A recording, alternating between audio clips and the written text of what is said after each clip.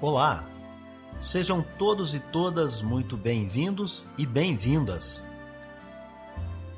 Eu sou Beto Ramos e esse é o programa Café com Espiritismo.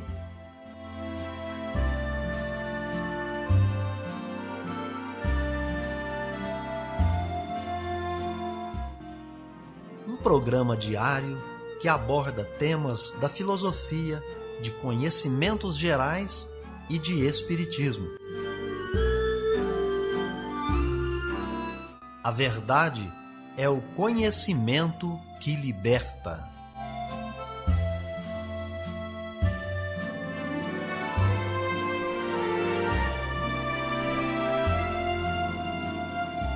Bom dia para você que começa a semana comigo. Hoje é 20 de setembro de 2021 e está no ar Café com Espiritismo. Notícias, informações, dicas importantes e mensagens você acompanha só aqui no Café com Espiritismo. E nós já trazemos para vocês as efemérides, os fatos históricos, as personalidades e o dia na história.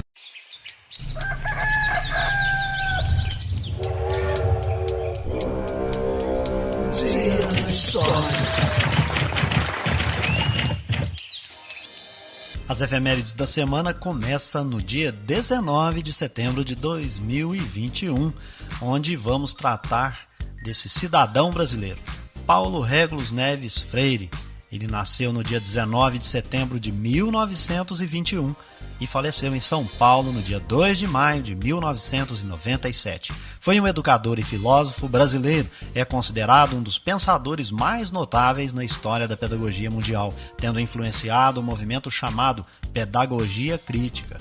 É também o patrono da educação brasileira. Sua prática didática fundamentava-se na crença de que o educando assimilaria o objeto de estudo, fazendo uso de sua prática dialética com a realidade, em contraposição à por ele denominada educação bancária, tecnicista e alienante.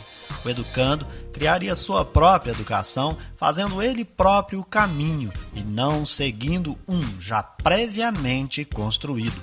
Se libertando de chavões alienantes, o educando seguiria e criaria o rumo do seu aprendizado. Se destacou o seu trabalho na área de educação popular, voltada tanto para a escolarização como para a formação da consciência política. Foi autor de Pedagogia do Oprimido, livro que propõe um método de alfabetização dialético e se diferenciou do vanguardismo dos intelectuais de esquerdas tradicionais e sempre defendeu o diálogo com as pessoas simples, não só como método, mas como um modo de ser realmente democrático. Trata-se do terceiro livro mais citados em trabalhos acadêmicos de ciências sociais em todo o mundo. Foi o brasileiro mais homenageado da história, com pelo menos 35 títulos de doutor honoris causa de universidades da Europa e América. E recebeu diversos galardões, como o Prêmio da Unesco de Educação para a Paz em 1986. Em 13 de abril de 2012, foi sancionada a Lei 12.612, que declara o educador Paulo Freire patrono da educação brasileira. Segundo uma pesquisa envolvendo 3 estados brasileiros, São Paulo, Minas Gerais e Paraná, Paulo Freire é o nome de escola mais comum. O dia 20 de setembro é a data da inauguração da TV Cultura no estado de São Paulo. É nessa ocasião, também, 20 de setembro, que se inicia a Guerra dos Farrapos no sul do Brasil. Notícias do Brasil e do mundo é aqui no Café com Jornal. O incêndio que começou no último domingo, 12 de setembro, no Vale da Lua, na Chapada dos Veadeiros, em Goiás, continua ativo em 2 frentes na região. Ao todo, o fogo já consumiu uma área de cerrado equivalente a mais de 15.500 hectares. O Corpo de Bombeiros do Estado revelou, porém, que as queimadas já estão em menor intensidade e caíram de 8 frentes de incêndios na quarta-feira para 2 frentes de queimadas neste sábado. Ao todo, cerca de 176 pessoas trabalham para tentar apagar as chamas, que devido à baixa umidade do ar e aos ventos fortes, ainda não tem previsão de serem controladas. O capitão do Corpo de Bombeiros, Luiz Antônio Dias, coordenador da Força Especializada da Corporação na Chapada, conta que há ainda algumas frentes de incêndio ativas no município de Cavalcante. O militar ressaltou que neste ano os incêndios começaram mais cedo. Os incêndios aqui, eles começaram muito antes do que no ano passado. Aqui é comum queimar no final de setembro, entre o dia 30 de setembro até 15 de outubro. Digo queimar com essa intensidade, né? Esse ano os incêndios consideráveis aqui começaram no dia 7 de setembro. Participam das ações de combate às queimadas na Chapada, além do Corpo de Bombeiros, agentes do ICMBio, o Instituto Chico Mendes de Conservação da Biodiversidade, e do Previfogo, entidade ligada ao IBAMA. Brigadistas voluntários da região também estão ajudando no controle do fogo. Da Rádio Nacional em Brasília, Lucas Por Deus Leon. Nos últimos meses, quando se fala em Programa Nacional de Imunizações, o PNI, vem logo à mente a vacinação contra a Covid-19. Mas o programa é responsável pela imunização dos brasileiros contra diversas doenças, como poliomielite, rubéola e sarampo, além de reduzir a ocorrência de doenças como a febre amarela, difteria e hepatite B. E o Programa Nacional de Imunizações completou 48 anos neste sábado, dia 18 de setembro. Ele foi criado em 1973 e é um patrimônio de todos os brasileiros e orgulho do SUS, Sistema Único de Saúde. O PNI surgiu como um instrumento de organização e execução das ações de imunização no Brasil, baseando-se no perfil epidemiológico, nas dimensões geográficas e nas características da população-alvo. A partir desse momento, a vacinação no país ganhou força e se tornou um braço fundamental de política de saúde pública. Já houve um tempo em que a população tinha muita desconfiança e não queria tomar as vacinas. Teve até a chamada Revolta das Vacinas em 1904. Hoje, a história está mudando e cada vez mais a população busca se proteger, como agora contra a Covid-19. Atualmente são mais de 300 milhões de doses de imunizantes distribuídas todos os anos pelo PNI. Da Rádio Nacional em Brasília, Rimac Souto.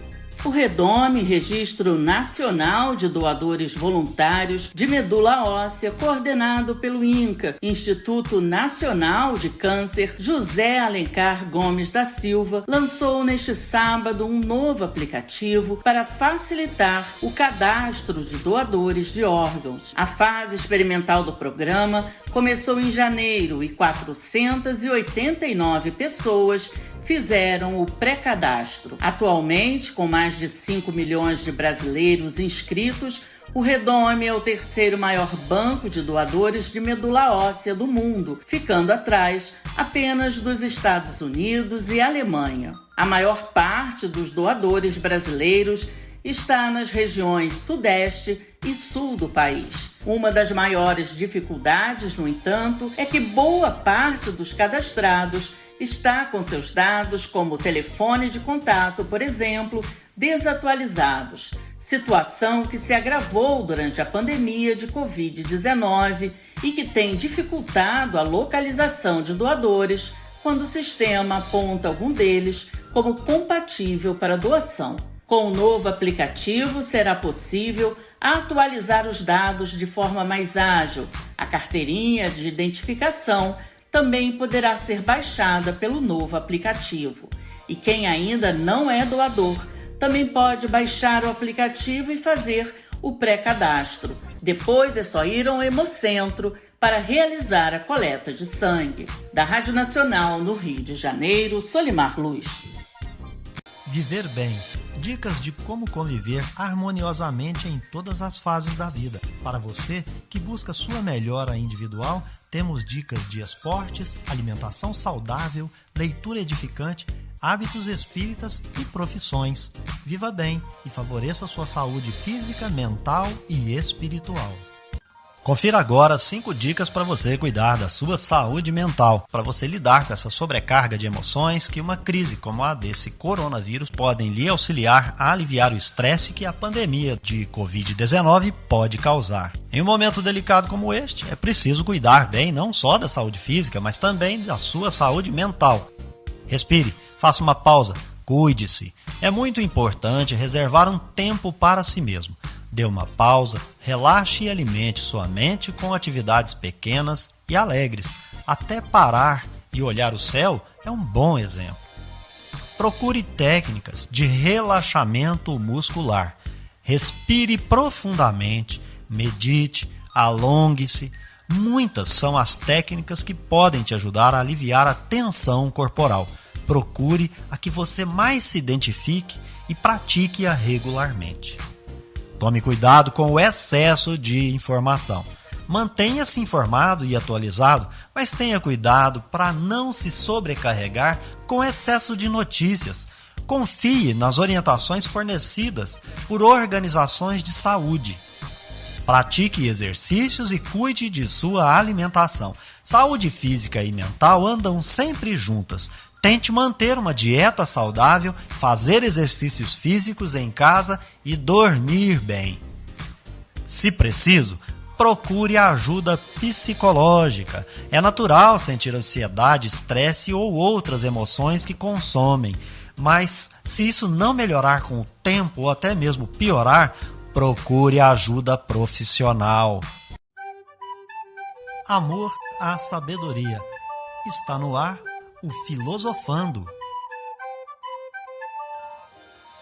Para todo aquele que pesquisa, lá no Evangelho segundo o Espiritismo você encontra resumo da doutrina de Sócrates e Platão. Nesta semana nós trazemos para você esse resumo.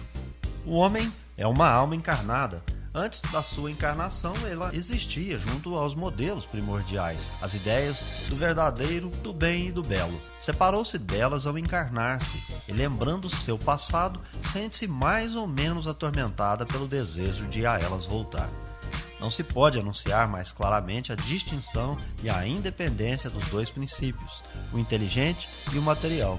Além disso, temos aí a doutrina da pré-existência da alma, da vaga intuição que ela conserva da existência de outro mundo ao qual aspira, de sua sobrevivência à morte do corpo, de sua saída do mundo espiritual para se encarnar e da sua volta a esse mundo após a morte. É, enfim, o germe da doutrina dos anjos decaídos. A alma se perturba e confunde quando se serve do corpo para considerar algum objeto. Sente vertigens como se estivesse ébria, porque se liga a coisas que são, por sua natureza, sujeitas às transformações. Em vez disso, quando contempla sua própria essência, ela se volta para o que é puro, eterno, imortal e, sendo da mesma natureza, permanece nessa contemplação tanto tempo quanto possível. Cessam então as suas perturbações, e esse estado da alma é o que chamamos de sabedoria. Assim, o homem que considera as coisas de baixo, terra a terra, do ponto de vista material, vive iludido. Para apreciá-las com justeza, é necessário vê-las do alto, ou seja, do ponto de vista espiritual.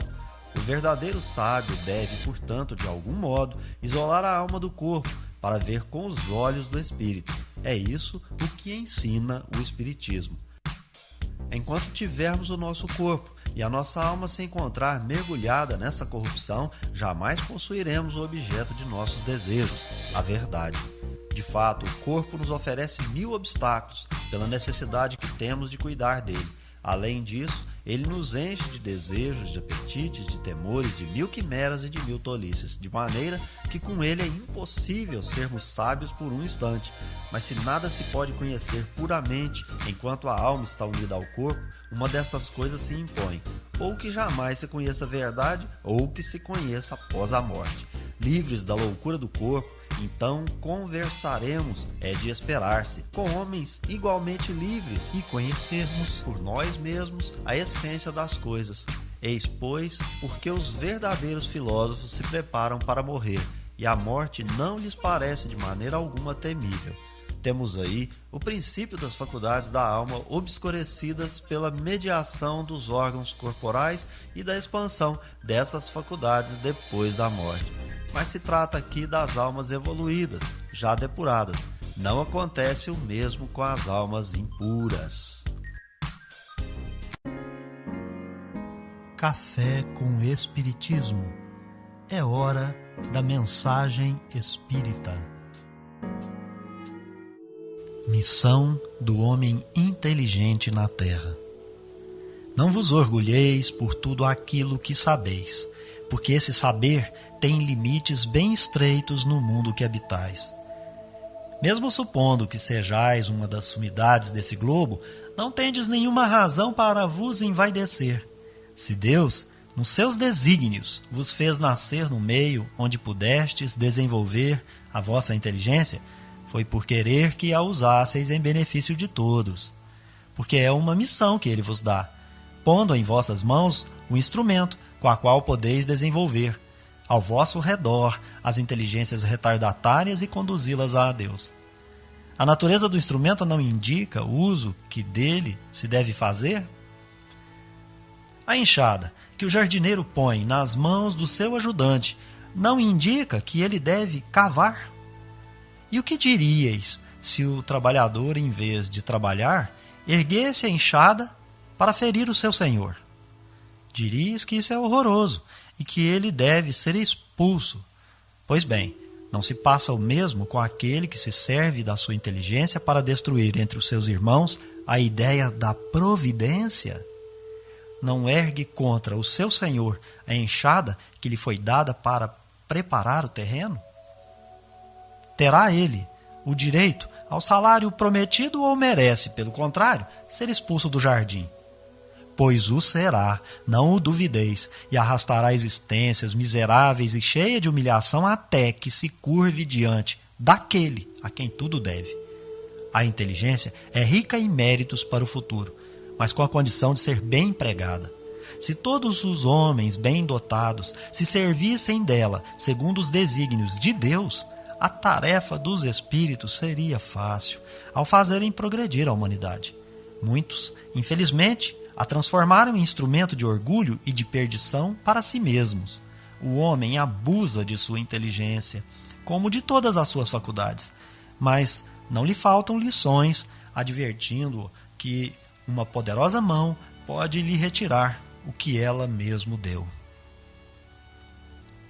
O item 13 do capítulo 7 do Evangelho segundo o Espiritismo, que tem esse título Missão do Homem Inteligente na Terra, foi ditado por Ferdinando, um espírito protetor que se manifestou em Bordeaux no ano de 1862 e trouxe importantes informações para a nossa reflexão. Primeiramente, quanto ao conhecimento adquirido. Mais que esse se apresente na Terra, todos os conhecimentos são muito poucos, limitados ou estreitos. Trata-se, portanto, de uma aparência de sábio, mas a verdadeira sabedoria consiste em ser humilde para reconhecer que somos mais ignorantes do que sábios. Por outro lado, é a necessidade de buscar, encontrar por que motivos o indivíduo que possui o conhecimento nasceu em condições de adquiri-los, isto é, no meio que o permitiu desenvolver essa inteligência. Tudo tem seu objetivo. A inteligência é para beneficiar o coletivo, trazendo progresso para o conjunto avançar. Uma inteligência provoca o desenvolvimento das demais. Sabedoria consiste em reconhecer essa verdade, usar a inteligência para satisfação do interesse pessoal, é não reconhecer a grandeza dessa faculdade do espírito. Qual então seria o resultado do trabalho daquele que não colocou a sua inteligência a serviço do seu próximo? A inteligência bem empregada, isto é, em fazendo bem para o coletivo, o espírito serve a Deus e faz progredir a humanidade. Portanto, essa é a ideia da providência divina atuando diretamente no nosso mundo. Aquele que assim não age serve de escravo ao orgulho e à ambição e está abusando das suas faculdades. Mas tudo que é dado pode ser retirado. Recordamos daquela máxima: A quem mais foi dado, mais será pedido. Trocando em bom português, o mal cometido por detentores da faculdade da inteligência é muitas vezes maior que o mal cometido por quem não tem o mesmo grau desta faculdade desenvolvida. É isso então, pessoal. Se inscreva no nosso canal, deixe sua impressão em comentário. Um forte abraço e até o próximo Café com Espiritismo. Fui! Este foi o nosso programa Café com Espiritismo. Um oferecimento de Instituto Revelare. Se inscreva em nosso canal, acione o sino das notificações e se torne membro para apoiar os projetos. Nós nos encontramos no próximo episódio.